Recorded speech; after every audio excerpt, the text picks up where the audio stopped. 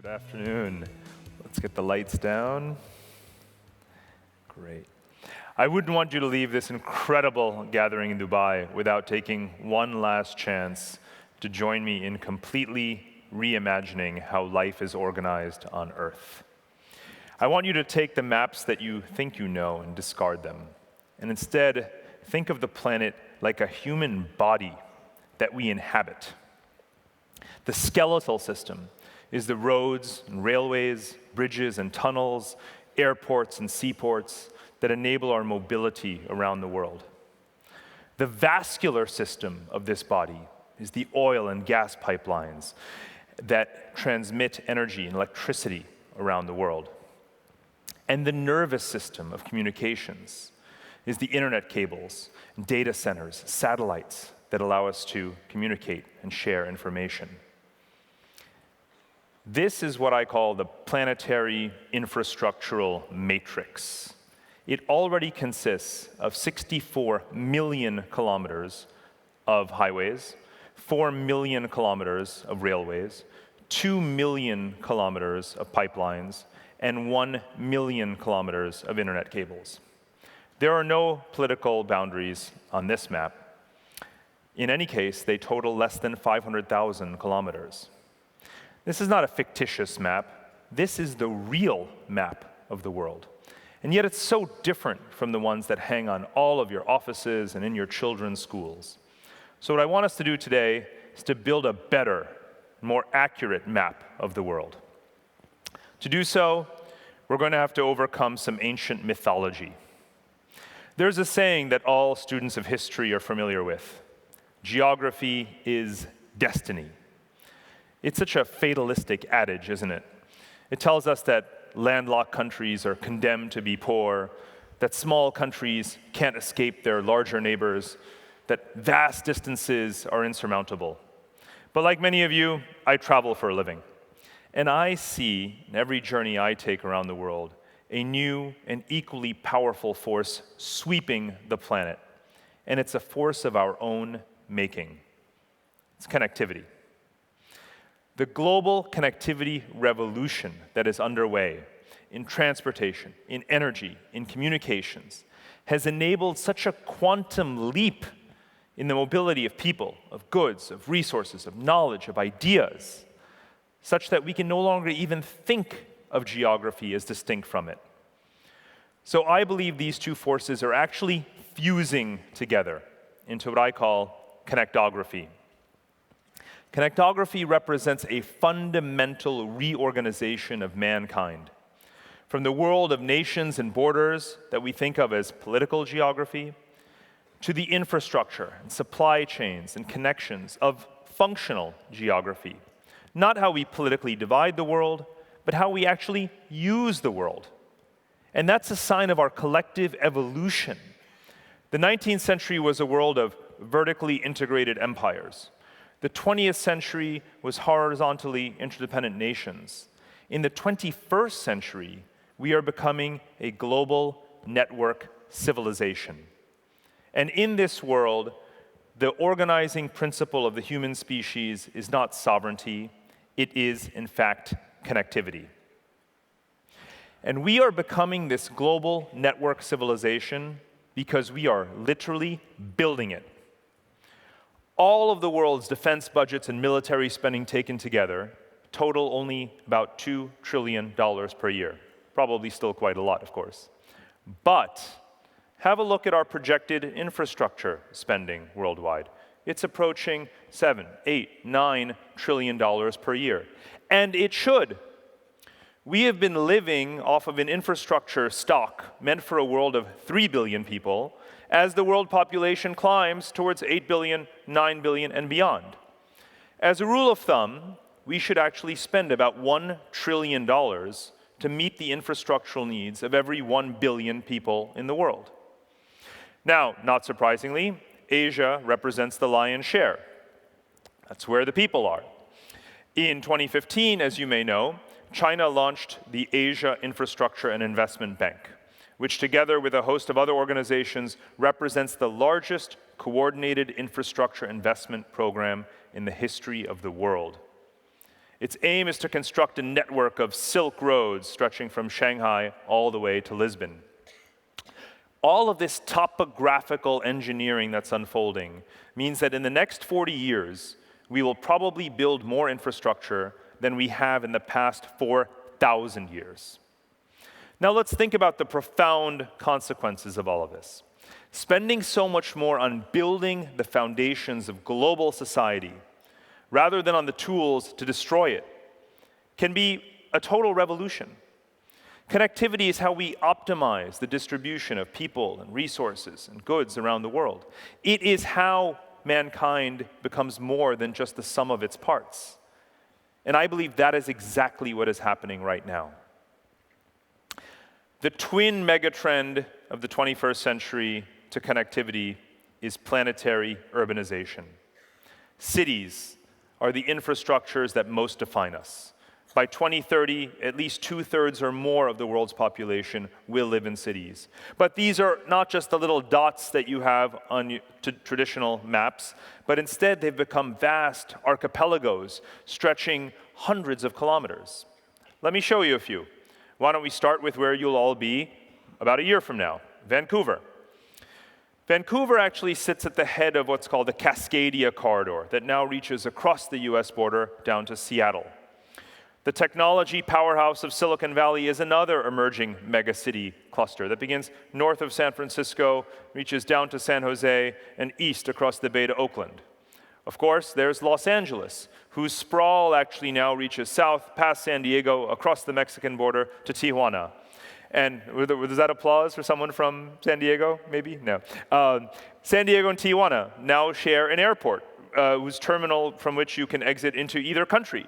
And eventually, of course, there are plans for a high-speed rail network that will connect the entire Pacific spine of North America. In the northeast of the US is the megalopolis, as we call it, that reaches from Boston through New York, Philadelphia, to Washington, D.C. This contains more than 50 million people and also has plans for a high-speed rail network. But Asia is where we really see the urban archipelagos coming together. This continuous strip of light from Tokyo through Nagoya to Osaka contains 80 million people and most of Japan's economy. It is the world's largest megacity, for now. But in China, megacity clusters are coming together that have populations reaching 100 million people. The Bohai Rim around Beijing, the Yangtze River Delta around Shanghai, the Pearl River Delta that stretches from Hong Kong north to Guangzhou, and in the middle, the Chongqing-Chengdu megacity cluster, whose territorial footprint is already about the size of the country of Austria. Now, the GDP of any number of China's and other megacities is approaching $2 trillion. That's about the same as India's GDP today. So think about the diplomacy of our global economic institutions like the G20. What if their membership was based on economic size rather than national representation? Some megacities would be members, and some entire countries would be out. That's what happens when you think about economics the way you should, which is functionally rather than just nationally. And there's more. As India's population comes to surpass that of China, it too has a number of megacities, such as the Delhi capital region and Mumbai. And then, of course, here in the Middle East. For a variety of reasons, from economic to environmental, Greater Tehran is absorbing 1/3 of Iran's population. Most of Egypt's 80 million people live in the corridor from Cairo to Alexandria.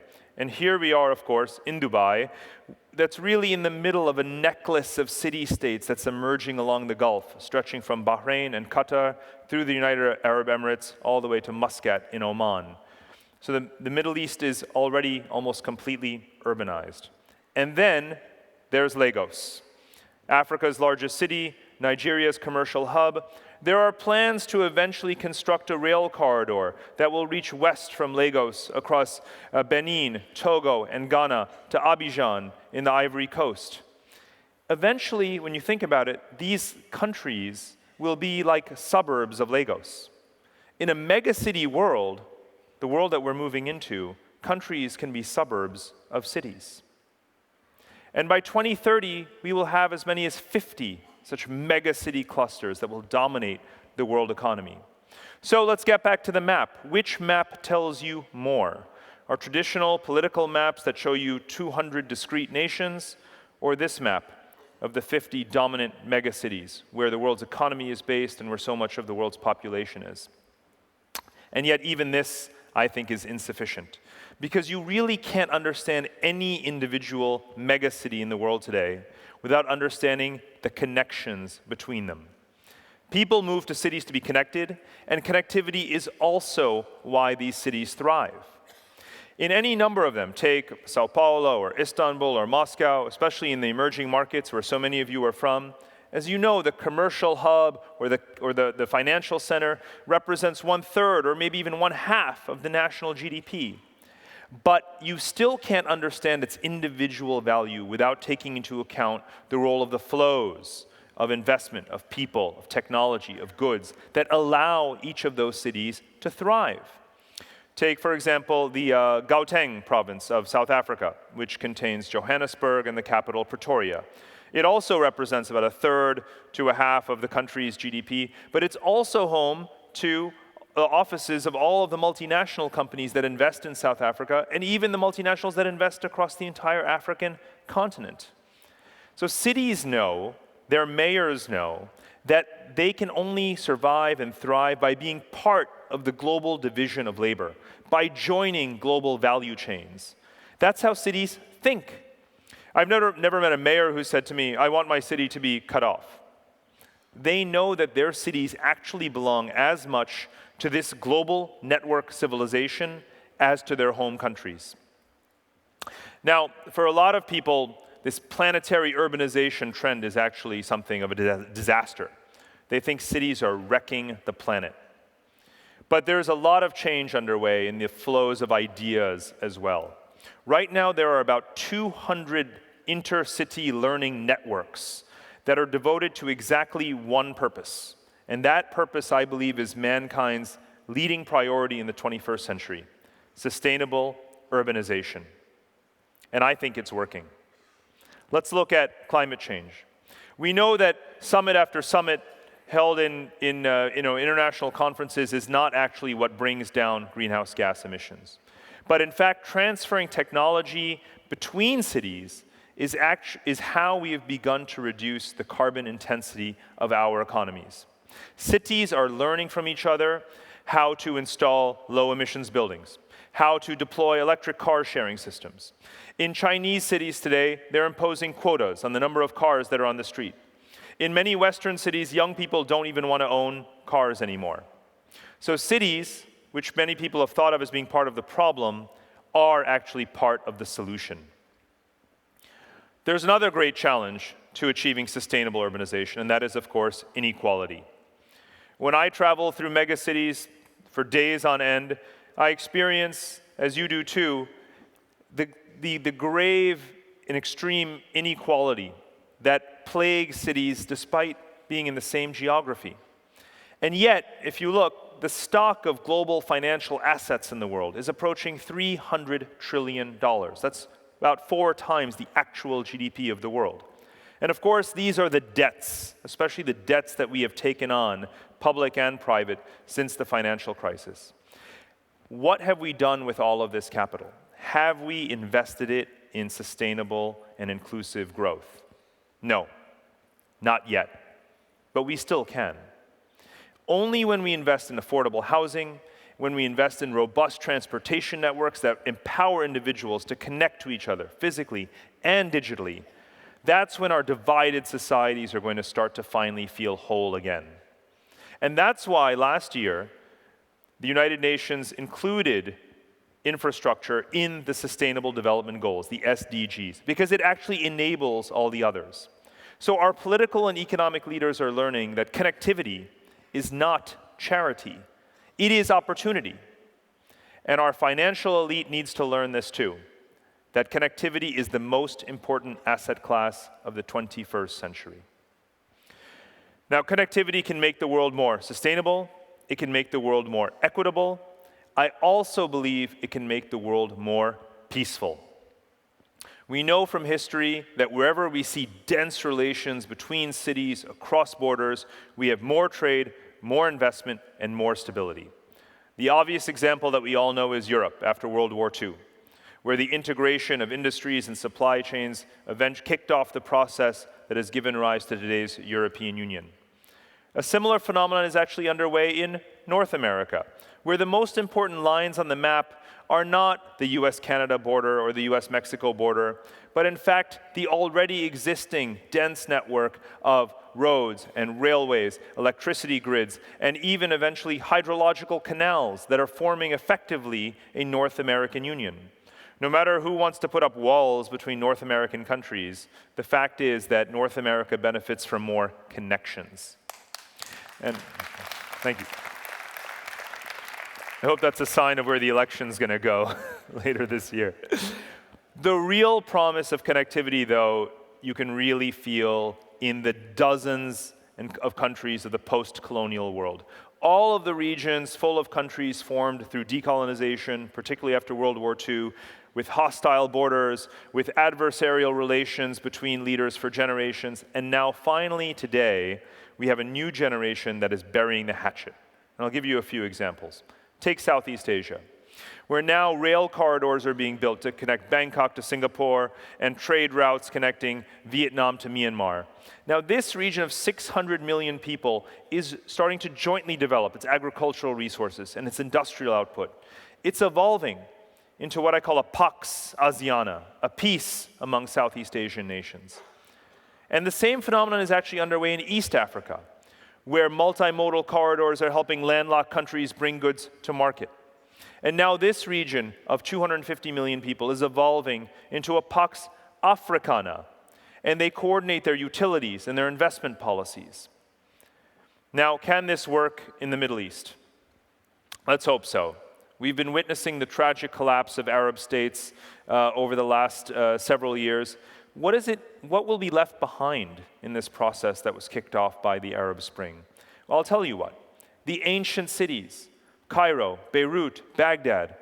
In fact, as I mentioned earlier, the Arab world is almost entirely urbanized, 400 million people mostly living in cities. And as societies, they are either water-rich or water-poor, energy-rich or energy-poor. And the only way to correct these mismatches is not more wars and more borders. It's through more connections. It's through more pipelines, more water canals, more electricity grids, and other tools that help societies, and particularly that help cities, to thrive. Now, this map of connectivity in this region is not yet the reality, but it should be. And that's what we would then call a Pax Arabia, an Arab region peacefully, prosperously, productively connected to Europe, to Asia, and to Africa. Worldwide, though, this is the trend. In region after region, we see that connectivity is the new reality. Cities and countries are learning to aggregate into more stable and productive regions. So where will the real test be? Of course, it is the Far East.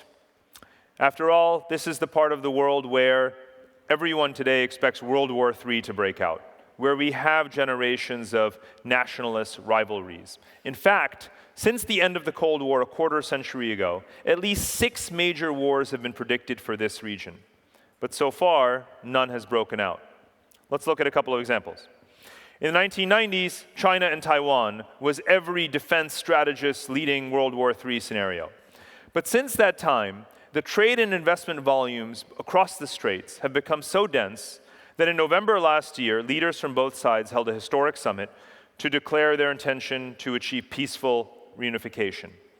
And despite the election of a pro-independence nationalist party in Taiwan earlier this year, this underlying dynamic of connectivity persists.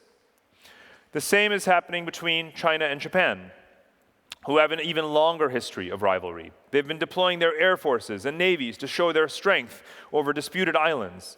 But at the same time, Japan has closed some of its largest foreign investments ever in China in recent years. Japanese cars are selling in record numbers in China. Take a guess also where the largest number of foreigners residing in Japan today comes from. You guessed it, China. China and India have fought a major war and have 3 outstanding border disputes. But today, India is also the second largest shareholder in the Asia Infrastructure and Investment Bank that I mentioned earlier. And together, China and India are investing in a trade corridor that will link Northeast India through Bangladesh and Myanmar to southern China. The bilateral trade between India and China has grown from $20 billion a decade ago to $80 billion today. Another example, nuclear-armed India and Pakistan have fought 3 wars and continue to dispute Kashmir. And yet they are also negotiating a most favored nation trade agreement and want to complete a gas pipeline stretching from Iran through Pakistan to India. And oh yes, let's talk about Iran. Wasn't it just 2 years ago that war with Iran seemed inevitable? Then why is every major power rushing to do business there today? So I cannot guarantee that World War III is not going to break out. We should always warn ourselves of the potential of that happening. But let's look at what we're doing right. Even though there's such a large increase in military spending around the world, and especially in Asia, we are also seeing that these same countries are spending billions of dollars a year in each other's infrastructure, in each other's supply chains. They are more interested in each other's functional geography, how to get the most out of each other, than in their political geography, what they're going to fight over. Which is why their leaders think twice, step back from the brink, and decide to focus on economic ties over territorial tensions. In many ways, they are still at war. In many ways, we're always at war. But in the future, war is much more about connections than about divisions. And in that sense, it's a lot like tug of war. We're fighting for control, for value added over the things that connect us, rather than the things that divide us. And even in some of the world's hot zones today, like Ukraine or Iraq, there's a dimension of connectivity, such as energy transit routes, for example, that our conventional maps ignore, and that's actually what's really at stake. These are conflicts about connectivity. I worry a lot about war between countries, but let me tell you a little secret. The more connectivity we build, the less likely it is that any one country can isolate another country. When one tries to cut off another's shipping routes or oil supplies or trade corridors, the more connectivity we have, the more pathways all societies have to get what they need to continue to trade, to continue to function. So more connectivity means more pathways, means more resilience, means less logic and less reason to fight. I believe this shift from war to tug of war could be our most profound geopolitical revolution. In fact, the future of global stability really hinges on whether we regress to war or whether we can content ourselves with always waging this tug of war. I am actually very hopeful. Tug of war is the oldest organized sport in human history, and very few people have ever died playing it. It really so often does seem like the world is falling apart. That's what our news and headlines are completely filled with. But I promise you that building more connectivity is how we will put this Humpty Dumpty world back together again, much, much better than before. When we wrap the world in such seamless physical and digital connectivity, we create a world in which people and cities and societies can rise above their geographic constraints. We are the cells and the vessels pulsing through these connectivity arteries. Every day, hundreds of millions of people go online and work together with people they've never met. More than 1 billion people cross borders every year, and that's expected to rise to 3 billion in the coming decade. And of course, everywhere we go, we remain connected with the smartphones in our pockets. So we don't just build connectivity, we literally embody it. We are this global network civilization, and this is the map that we have built. A map of the world in which geography is no longer destiny.